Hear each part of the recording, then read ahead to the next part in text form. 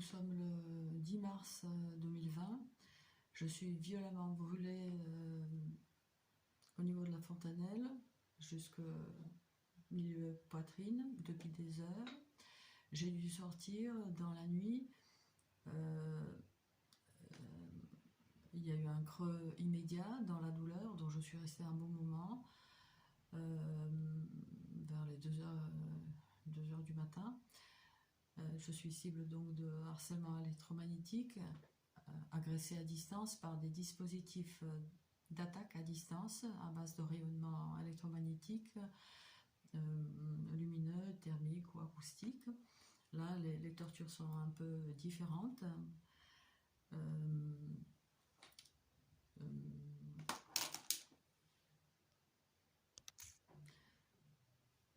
J'ai passé donc une nuit blanche. Les agressions proviennent très vraisemblablement des appartements alentours, puisqu'il y a eu un creux immédiat dans la douleur. Donc je soupçonne, sauf présomption de l'innocence, les personnes de l'appartement, je suis au 3e, donc au 2e étage en diagonale, appartement sud-est. Une autre personne, pareil en diagonale dans l'autre sens, l'appartement au 2e toujours, ouest. Et un appartement, enfin des personnes habitant au 1er étage, sud. Alors, il y a dans ces personnes très vraisemblablement un arabe, un noir, mais je précise que ce harcèlement a été bien mis en place par les blancs. Harcèlement électromagnétique par les armes à énergie dirigée, par des attaques à dispositifs à distance, qui viennent taper sur les implants RFID dont nous les cibles de harcèlement électromagnétique sommes implantés, nous sommes pucés par ces implants RFID. Juste une petite vidéo pour signaler que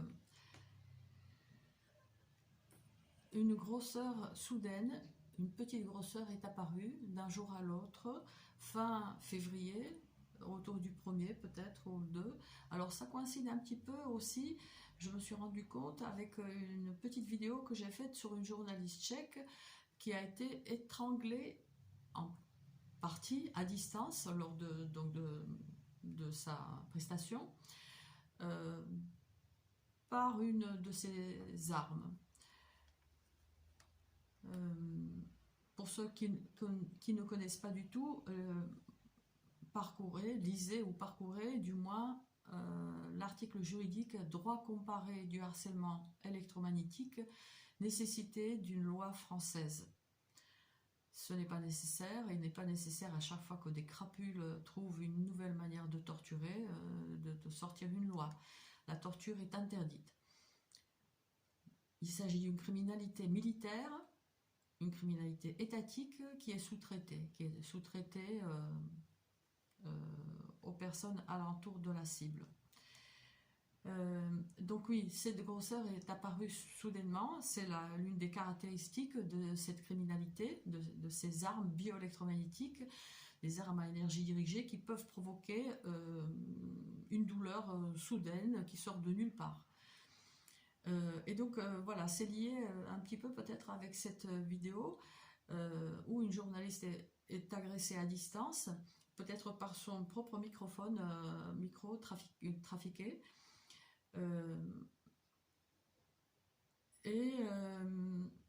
Donc j'appréhende bien sûr que le réseau cherche à me couper le sifflet, puisque lors des tortures, cette nuit je me suis retenue, je ne hurle pas, il y a des personnes âgées, il y a des enfants en bas âge, Ce qui prouve d'ailleurs que c'est pas une folle qui parle.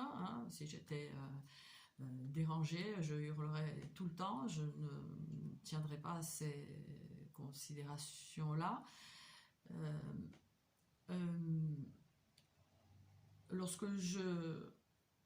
Lorsqu'il m'arrive de hurler de douleur violente, comme c'est arrivé par exemple ces derniers temps aussi, il y a eu une pause pendant les vacances.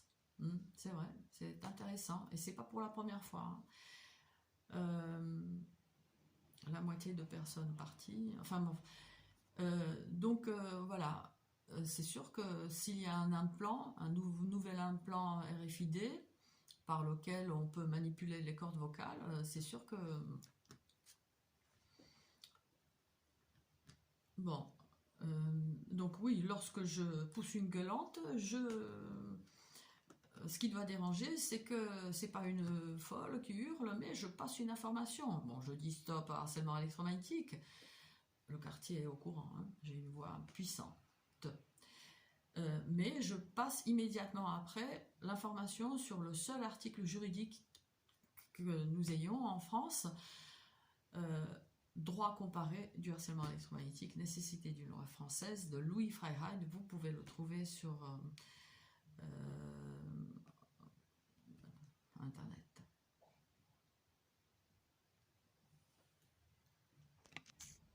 À propos de cette irradiation violente, vraiment violente, il y a une autre cible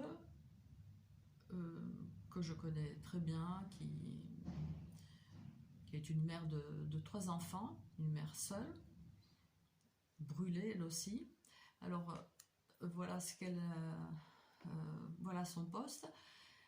Ils sont toujours dans les habitations avoisinantes, les harceleurs, les agresseurs, les assassins. C'est un assassinat progressif. Irradier une personne, lui bousiller la santé, lui provoquer un cancer, c'est un assassinat. Nombreux de ces personnes sont des pères et mères de famille. Et parfois, dans un couple, l'un peut pratiquer cette criminalité et l'autre peut ne pas être au courant.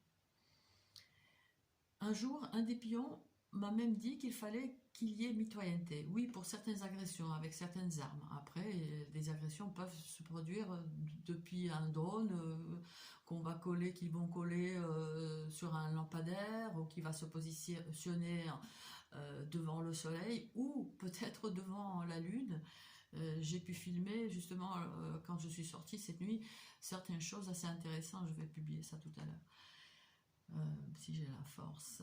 Dans mon cas, c'est la baraque mitoyenne qui a une activité anormale en pleine nuit. Bruit d'objets qui tombent, on dirait que les parois sont en papier, tellement c'est audible. Et de toute façon, les pions opèrent dans un rayon local restreint et coordonné par une personne proche qui peut entrer et sortir à sa guise de chez moi. Donc là, c'est son cas bien précis. Ce harcèlement est très codifié, le gang stalking et le harcèlement électromagnétique, mais après, il est toujours adapté à la cible.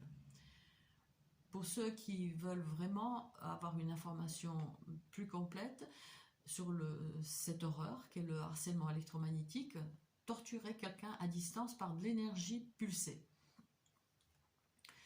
Donc vous avez la chaîne de Nico Cible, vous avez des informations sur la chaîne d'Elena Sagnol, elle est d'origine russe, elle a beaucoup d'informations, les scientifiques russes parlent, les spécialistes russes parlent, il y a des tables rondes, voilà.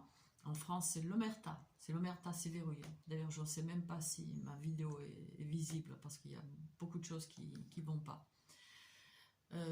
Pour ce qui est le gang stalking, c'est-à-dire une violence psychologique, vous avez une information de Jocelyne Abadi du harcèlement en réseau de personnes au harcèlement global.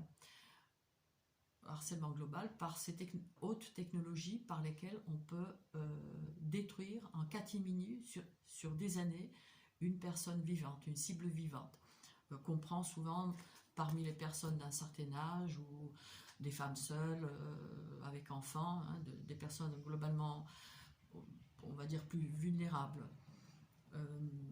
Nous sommes jetés en pâture, j'en suis sûre aujourd'hui, pour détourner l'attention de la pègre, de la mafia aussi, des criminels qui ont de l'argent, pour se procurer ces dispositifs d'attaque à distance qui sont en circulation libre. Hein. Aux États-Unis, pour $100, vous pouvez acheter un appareil pour pour provoquer des nausées, des céphalées à votre voisin, pour lui caraméliser le cerveau.